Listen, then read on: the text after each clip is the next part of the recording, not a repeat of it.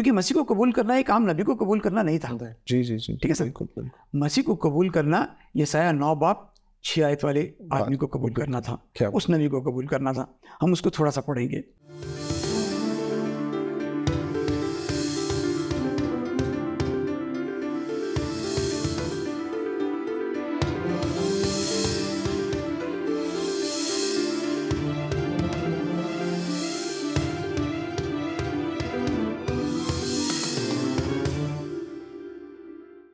नाज़रीन, आपके पसंदीदा प्रोग्राम सच का सफ़र में एक मरतबा खुश आमदीद। ब्रदर जोन के साथ आपकी खिदमत में हाजिर हैं। आपको आदाब अर्ज़ करते हैं और हमेशा की तरह याद कराते चले जाएं कि ये सिलसिला है अंजील मुक़द्दसा से मुतल्लिक़, जिसमें हम उन तमाम एतराज़ात का जवाब देने की कोशिश कर रहे हैं जिनका ताल्लुक़ तारीख़ से है, और उसके साथ साथ उन तमाम गैर मसीही ईमानदार जिनका ताल्लुक़ दूसरे ईमान से है, जो मुसलमान बहन भाई हैं, अहमदी ख़ास तौर पर, वो जो एतराज़ात करते हैं कि तारीख़ी तौर पर भी ये चीज़ें मौजूद नहीं हैं, और तकरीरें या जो खुदा मसीह की जो बातें हैं जनाब मसीह के बारे में, वो उनके मुंह में डाली गई हैं। जैसे तारीख़ में लोग कहते हैं, फ़लसफ़ाई तारीख़ में, कि ये वाक़यात हुए नहीं होते, एक सिनेरियो क्रिएट किया जाता और फिर किसी को लीडर बनाया जाता और उसके बारे में लिख दिया जाता है कि उसने इस तरह से कलाम किया। तो उसके हवाले से हम चीज़ें को देख रहे हैं, और एतराज़ात के बारे में हम जो फ़िक्र है मसीहों की, वो आप लोगों के सामने पेश करने की कोशिश करें। तकरीबन 10 सालों से हमारा ये सिलसिला आपस में जो रिश्ता है वो कायम है।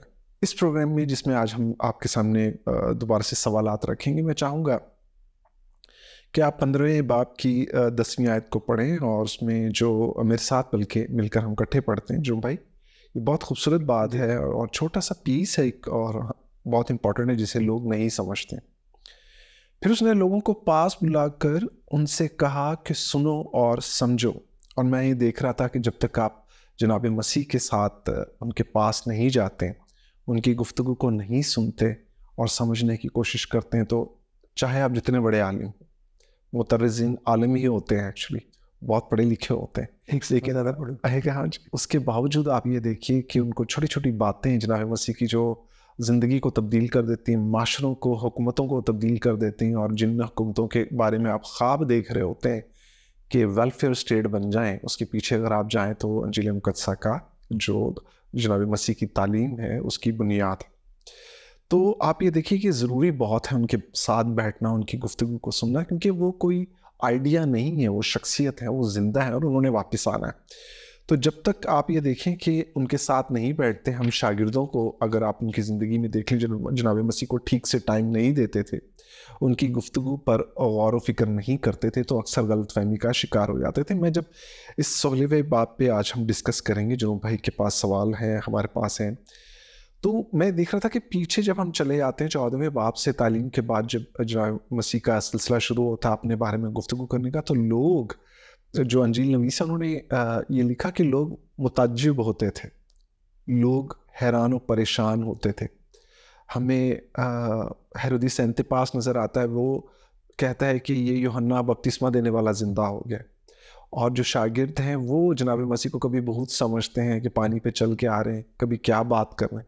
तो हम ये देखते हैं कि जनाब मसीह के जो शागिर्द हैं, जो लोग उनके आसपास हैं, जब तक वो जनाब मसीह को मुकम्मल वक्त नहीं देते, बैठ के उनके पास नहीं उनकी गुफ्तगू को सुनते और समझने की कोशिश करते जैसे वो समझाना चाहते हैं, तो गिरोह के गिरोह जो हैं वो बहाम का शिकार हो जाते हैं, और उसमें बादशाह भी शामिल हैं, जनाब मसीह के शागिर्द भी शामिल हैं, फ़कीह फरीसी भी शामिल हैं। अच्छा जो भाई, पहला सवाल आपकी खिदमत में रखना चाह रहे हैं कि मसीह खुदावंद, जो हम उन्हें आलम कुल भी मानते हैं, सब चीज़ों को जानते हैं, लोगों के दिलों के ख़यालात को जानते हैं, वो एक सवाल करते हैं 16वें बाब में, मैं ख्याल गालिबन 13वीं आयत में है, कि वो अपने शागिर्दों से कहते हैं, मकाम कैसरिया फ़िलिपी है, और वो सवाल ये करते हैं कि लोग मुझे क्या कहते हैं, लोग उन्हें क्या कहते हैं। अब दो सवाल हैं, एक तो एक कि उनको ख़ुद भी मालूम होगा, वो जानते भी थे, उसके बावजूद शागिर्दों से ये सवाल क्यों? चल, एक अच्छा उस्ताद जब भी इस किस्म का सवाल पूछता है जिसका जवाब उसे पहले से मालूम होता है, तो उसकी मेरी नज़र में दो वजूहात होती हैं। एक तो वजह ये होती है कि वो जानता है कि उसके शागिर्दों का जो इल्म है वो है तो ठीक, मगर उसे एलेबोरेशन की और सब्सटेंशिएशन की ज़रूरत है। ठीक है। दूसरा ये कि हो सकता है इल्म में कुछ कमी हो, तो फिर सवाल इस वजह से पूछता है कि जब ये सवाल मंजर आम पर आएगा, आगे से शागिर्द जवाब देंगे, उसमें जो कमी होगी वो मैं पूरी कर दूंगा। देखने में दोनों बातें तकरीबन एक जैसी हैं। अब देखिए कि दोनों इंस्टेंसेस हमें मिलते हैं 16वें बाब और 17वें बाब को अगर हम देखें, 16 बाब 13 से 16 हम अगर पढ़ें तो हमें एक कॉन्सेप्ट मिल जाता है। चाहेंगे पढ़ो कि जी बिल्कुल पढ़ें। अच्छा ठीक है। नाज़रीन, आप हमारे साथ हज़रत मत्ती की मार्फत इंजील उसका 16वां बाब उसकी 13वीं आयत खोल सकते हैं। जब यीशु कैसरिया फिलिप्पी के इलाका में आया तो उसने अपने शागिर्दों से पूछा कि लोग इब्ने आदम को क्या कहते हैं। उन्होंने कहा, बाज़ यूहन्ना बपतिस्मा देने वाला कहते हैं, बाज़ एलिया, बाज़ यर्मिया या नबियों में से कोई।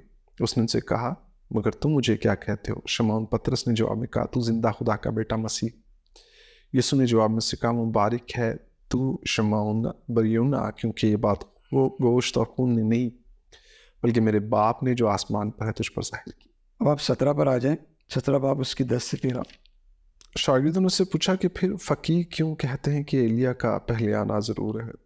उसने जवाब में कहा, एलिया अलबत्ता आएगा और सब कुछ बहाल करेगा, लेकिन मैं तुमसे कहता हूँ कि एलिया तो आ चुका और उन्होंने उसे नहीं पहचाना, बल्कि जो चाहा उसके साथ किया। इसी तरह इब्ने आदम भी उनके हाथ से दुख उठाएगा। तब शागिर्द समझ गए कि उसने उनसे यूहन्ना बपतिस्मा देने वाले की बाबत कहा। अब मामला ये है कि जिस कॉन्सेप्ट की मैं बात कर रहा था कि सब्सटैंशिएट करना ज़रूरी था। क्राइस्ट को पता था कि लोग उनके बारे में क्या कहते हैं, और ये कहा कि तुम मेरे बारे में क्या कहते हो। जी ठीक। अब ये तो उन्होंने यकलख्त कह दिया, पतरस ने, जनाब पतरस ने यकलख्त कह दिया कि तू जिंदा खुदा का बेटा है। ठीक है, तो अलमसीह। तो बात यह है कि एक स्टेप बीच में मिस हो रहा था, उसके बावजूद हजरत पतरस ने कह दिया। इस वजह से मसीह ने कहा कि ये बात जिस्म ने नहीं कही, बल्कि रूह की वजह से जो खुदा ने तुझ पर जाहिर की है तूने कही, क्योंकि बीच में वो स्टेप मिस हो रहा है। स्टेप ये था कि जब तक इलियास नहीं आ जाता मसीह का आना मुमकिन नहीं है। ये वो बुनियादी रुकावट थी जो अगला स्टेप लेने में उनको आ रही थी। मौजज़ात देख चुके थे, सब कुछ देख चुके थे, मगर एक स्टेप आगे लेने में रुकावट जो थी कि किसी तरह इलियास का मामला हल हो जाए। तो इसीलिए फिर अगले चैप्टर में जब आप देखते हैं, मसीह ने कहा कि मतलब इलियास जिसको आना था वो तो आ भी गया, मगर देखो उन्होंने इसके साथ क्या किया। और वो शागिर्द समझ गए कि शागिर्द समझ गए। तो ये जो एलैबोरेशन वाला मामला है, मैं इसलिए कह रहा हूँ कि मसीह ने सवाल इसलिए उठाया ताकि इस चीज़ की एलैबोरेशन हो जाए कि साहब ये जो मतलब इलियास जो आने वाला है वो आ गया है, अब तुम्हें उसका इंतज़ार नहीं करना, अब तुम मसीह को मसीह कबूल कर सकते हो। मतलब मसीह एलिया नहीं, मसीह यर्मिया नहीं, मसीह नबियों में से कोई नहीं, या हेरोदेस अंतिपास के मुताबिक यूहन्ना बपतिस्मा देने वाला नहीं है। ये वाकई असल मसीह है। हाँ, अब देखिए वो जो आपको पहली आयत पढ़वाई कि उन्होंने कहा कि कुछ कहते हैं कि इलियास आ गया है, क्योंकि एक्सपेक्टेड था। हाँ जी, ठीक है साहब। कुछ कहते हैं कि यूहन्ना बपतिस्मा देने वाला दोबारा जिंदा हो गया। ठीक है साहब। वो तो जाहिर है कि वो हेरोदेस अंतिपास जो था वो अपने डर की वजह से भी कह रहा था, और उसको पता था कि साहब वो इतना पहुंचा हुआ आदमी था, अगर वो दोबारा जिंदा हो जाता है तो अजीब बात नहीं। फिर तो अंतिपास गया, उसका जी जारी रखे, मतलब उसको ये बात खटका लगा हुआ था। फिर ये कि कोई भी नबियों में से जिंदा हो गया। तो मसीह सारी चीज़ें जानते थे कि लोगों का कॉन्सेप्ट मेरे बारे में क्या है। मसीह उनसे इसलिए पूछ रहे हैं कि उन्होंने तो देखा नहीं है, तुमने तो देखा है, तुमने तो सारी चीज़ें मेरे साथ अपने सामने देख ली हैं, मेरे मौजज़ात देख लिए हैं, मेरा इख्तियार देख लिया है। सब कुछ देखने के बाद अब तुम फैसला क्या करते हो। बावजूद इसके कि मसीह ने उस स्टेप को बीच में नहीं लाए, उन्होंने उस स्टेप को ओवरलैप करके कहा तो जिंदा खुदा का बेटा अल मसीह है। उन्होंने इस चीज़ की परवाह नहीं की कि बीच में, क्योंकि ठीक है हमारी समझ की कमज़ोरी हो सकती है, वही जानते हुए या शायद ना जानते हुए भी उनकी समझ की कमज़ोरी हो सकती है, उन्होंने ये बात डिलीवर की। अच्छा, अब ये तो हो गया मामला कि इस वजह से मसीह ने सवाल पूछा, बावजूद इसके कि ही इज़ ऑल नोइंग। तो ये करेक्शन करने के लिए, सब्सटैंशिएट करने के लिए एक अच्छा उस्ताद सवाल पूछता है। और ये जुन भाई, उनका हर शख्स का अपना हक होता है उसके पास कि वो अपने आप को दूसरों से बेहतर तौर पे जानता है ना। अगर कहीं गलती हो रही तो एक मरतबा उसको मौका ज़रूर देना चाहिए। देखें आज भी लोगों पर इल्ज़ाम लगा दिए जाते हैं, तो मसीह के साथ भी हुआ, लेकिन उसको मौका नहीं दिया जा रहा था ना। जब देखिए मौका मिला रोमी गवर्नर को, पेंतुस पिलातुस को, तो क्राइस्ट से जो गुफ्तगू हुई तो उन्होंने ये कहा कि मैं इसमें कोई कसूर नहीं पाता। तो लोगों को हमें बहुत सी कुछ सीखने को मिलता है कि जब आप लोगों पर इल्ज़ाम लगा रहे होते हैं तो कुछ वक्त उनके साथ देखकर उनके साथ बैठें और इसको आप उस शख्स के बारे में जानना चाहें। अच्छा, उसका दूसरा हिस्सा रहता है कि कैसे दूसरा हिस्सा जो है कि जनाब मसीह ने अपनी रेवोल्यूशन जो है, अपने आपको रिवील जो है यहीं आकर क्यों किया, ये बहुत इंपॉर्टेंट है। ठीक है, तो मैं समझता हूँ कि अय्याम और मकान दोनों मतलब हैसियत रखते हैं। कैसरिया फिलिपी भी हैसियत रखता है और वो मौका भी, वो जो टाइम था, जो टाइम आ गया था। अब देखिए कि जब हम बात करते हैं, क्योंकि मसीह को कबूल करना एक आम नबी को कबूल करना नहीं था। जी जी जी, ठीक है सर। मसीह को कबूल करना यशायाह 9 बाब 6 आयत वाले आदमी को कबूल करना था, उस नबी को कबूल करना था। हम उसको थोड़ा सा पढ़ेंगे, ठीक है, हम उसको दोबारा से दोहराएंगे। पिछले प्रोग्राम में हमने उसका जिक्र किया था। यशायाह 9 बाब 6 से ऑनवर्ड 6 और 7 पढ़ लीजिए। हज़रत यशायाह नबी की मार्फत उसका 9वां बाब है और उसकी 6 और 7 आया। इसलिए हमारे लिए एक लड़का तवल्लुद हुआ और हमको एक बेटा बख्शा गया और सल्तनत उसके कंधे पर होगी और उसका नाम अजीब मुशीर, खुदाए कादिर, अब्दियत का बाप, सलामती का शहजादा होगा। उसकी सल्तनत के एक बाल और सलामती की कुछ इंतहा ना होगी। वो दाऊद के तख्त, उसकी ममलकत पर आज से अब तक हुक्मरान रहेगा और अदालत और सदाकत से उसे क़याम बख्शेगा। रब्बुल अफ़वाज की गयूरी ये करेगी। आमीन। ठीक है सर।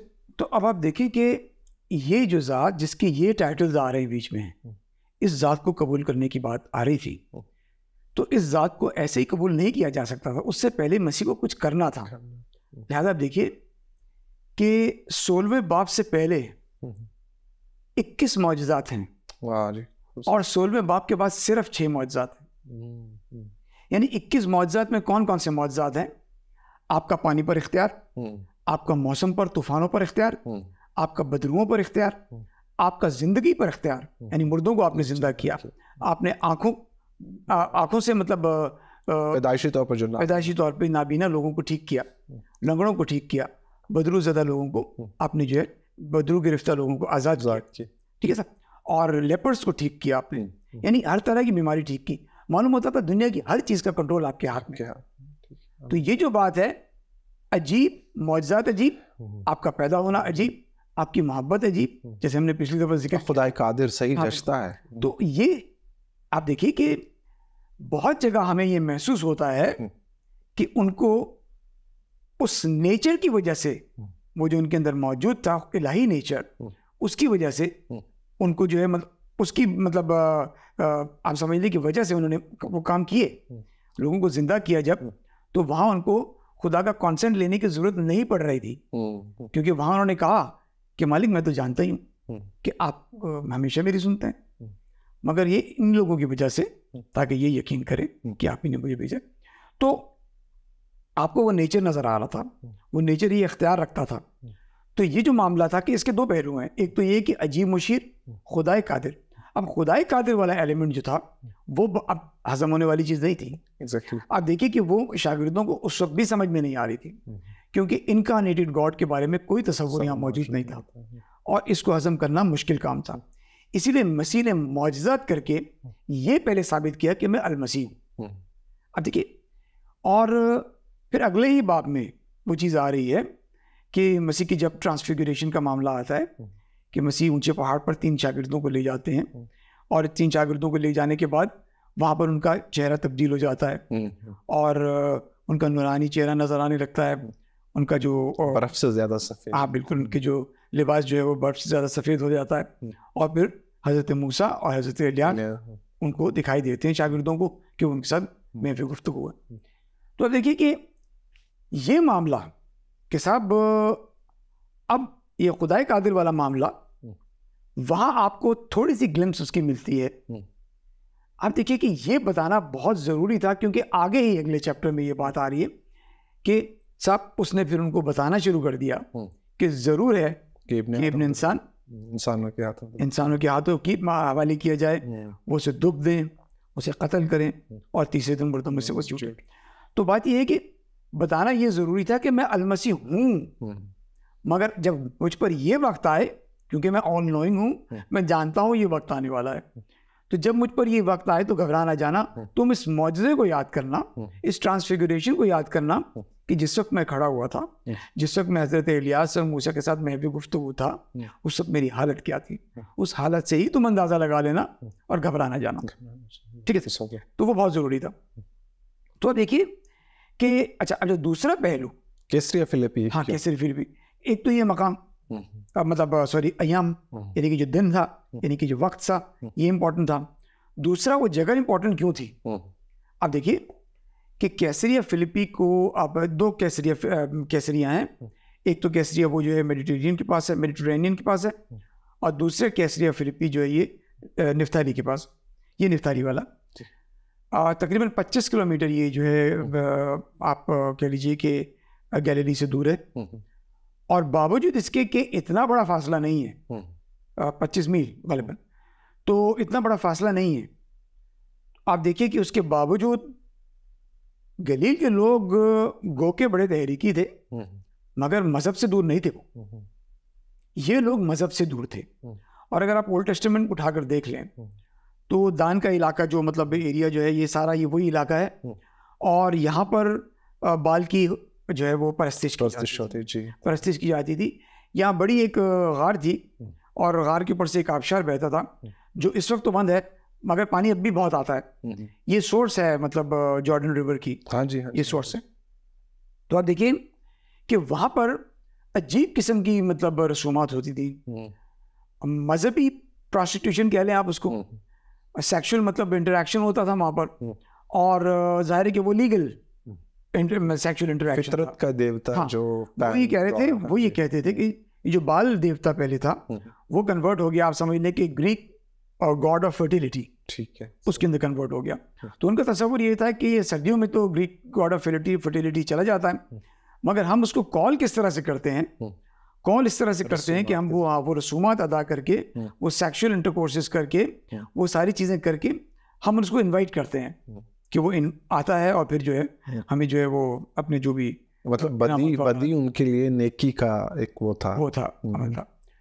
तो अब देखिए कि और वो ये कहते थे कि ये जो आबशार गिर रहा है, this is the gate to hello.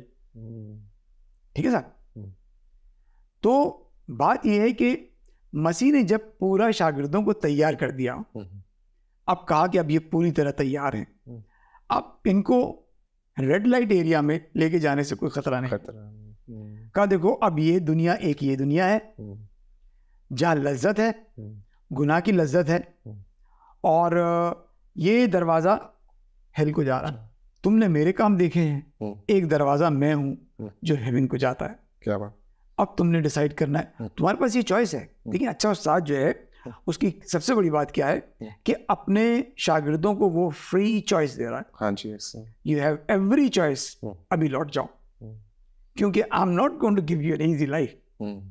वही कह रहे थे कि लाइफ इजी नहीं होगी। आजकल तो ये बहुत ज्यादा है सर, को बोलते हैं क्रिश्चियन हो जाए तो मजे मजे। लाइफ इजी नहीं है क्राइस्ट के साथ, ठीक है।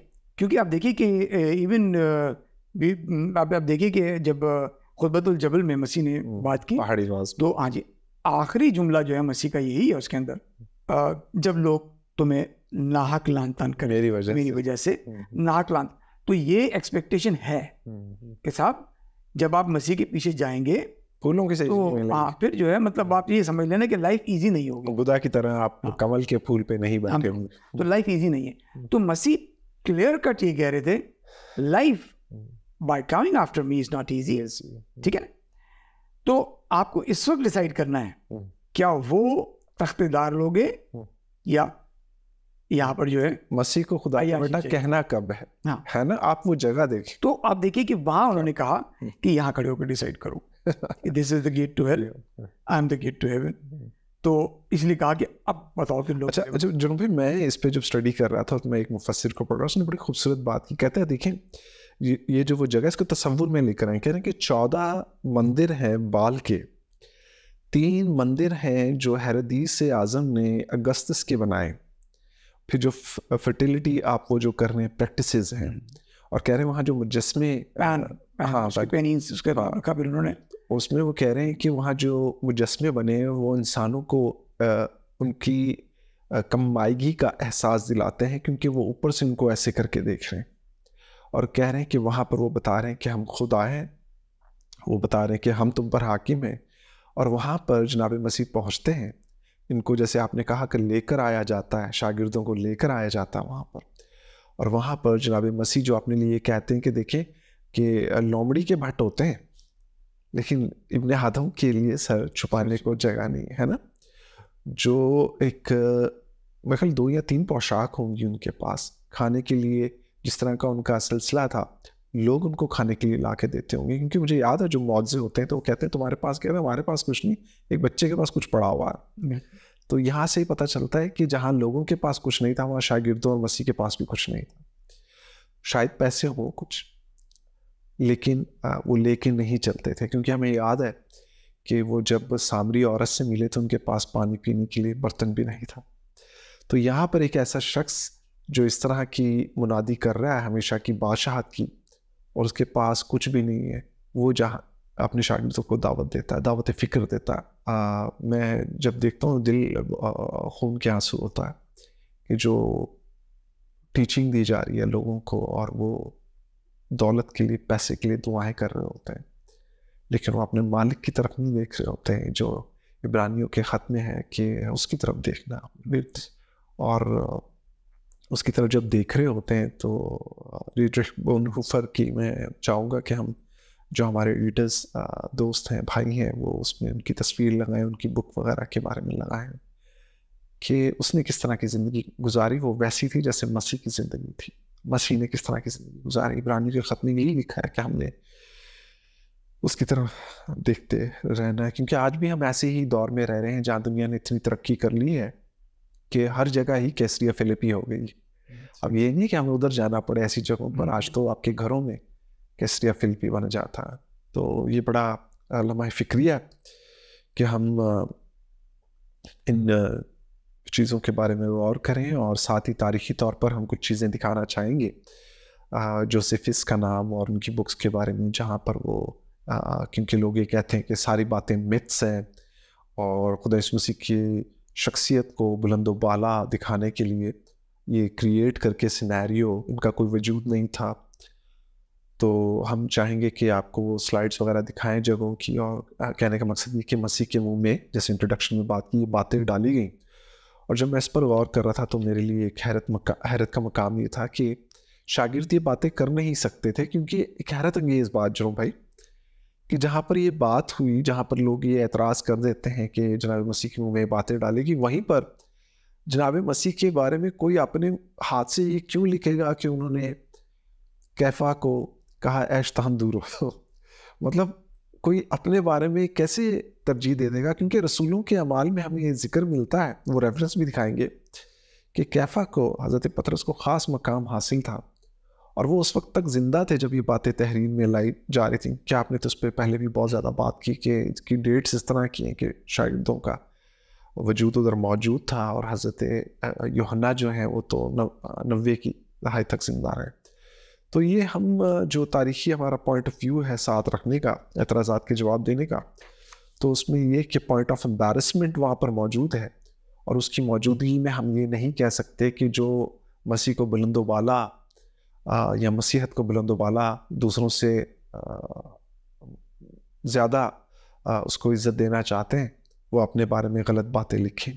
मज़ीद कुछ कहेंगे या दूसरे सवाल की तरफ? मास्टर, मैं समझता हूँ कि लोग सोचते हैं, सुस्त है। हाँ। कह रहे हैं लोग जो है ना, आप देखिए कि अभी मैं रिसेंटली एक चैनल देख रहा था, किसी टिकटॉक का जिक्र हो रहा था, तो वो जो एंकर थी वो ये बता रही थी, देखते हैं टिकटॉक से? नहीं, वो आजकल आपको बता आ जाता, ज़बरदस्ती आ जाता। तो वही कह रहे हैं कि देखिए ये इस टिकटॉक में लोगों ने इसके ऊपर रिसर्च किए बगैर इसको मनवाने ऐसी मान कबूल कर लिया। जी। तो ये नहीं होना चाहिए। आपको शक करने की आदत होनी चाहिए। मैंने आपको पहले भी कहा कि एक दफ़ा मेरे शागिर्द ने कहा कि आप मुझे मज़हब के बारे में कुछ, हम सर शक की वजह से मेरा रिश्ता नहीं हुआ। जारी रखें, वो आप पर शक होगा। तो वो कहने का मतलब है शक इस बुनियाद पर कि साहब मैं हकीकत को पालूं।